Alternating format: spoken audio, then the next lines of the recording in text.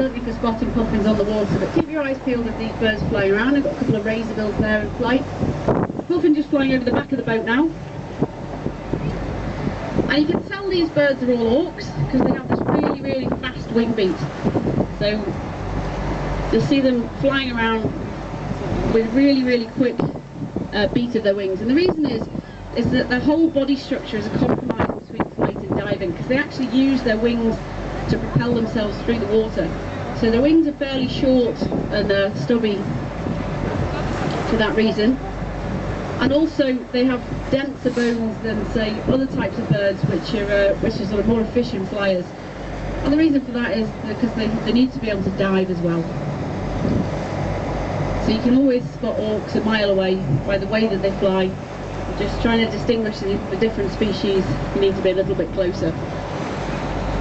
But the three main species of auks we have here, obviously we spotted a black guillemot on the way up here. But the common guillemots are certainly the most numerous of the breeding birds we have on the island, and they're like a charcoaly grey on the back with a very pointed beak. All of these birds have white undersides. The razorbills are a real jet black with a more heavy set beak and white stripe. Puffins, again, black and white birds, but obviously they've got the brightly coloured beak and also orange feet and legs.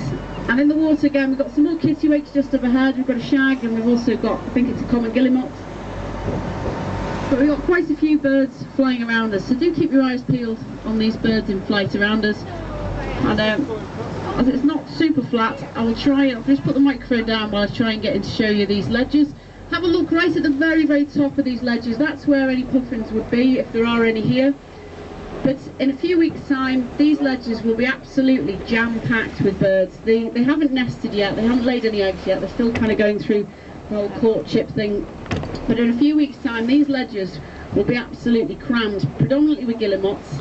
And we think that they're more numerous than the other birds, but they're also more obvious because they nest right on the very, very exposed ledges. And all these auks pair for life. They lay a single egg each season. If that egg isn't successful, they won't lay another one until the following year. But the guillemots in particular lay right on these cliff ledges, really exposed locations.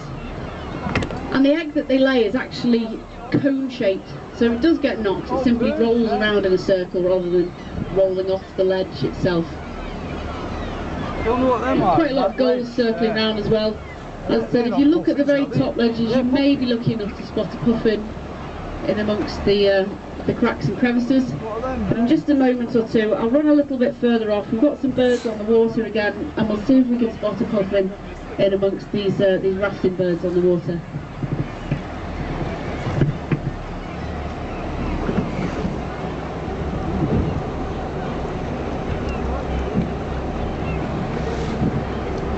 Can't see any coloured beak.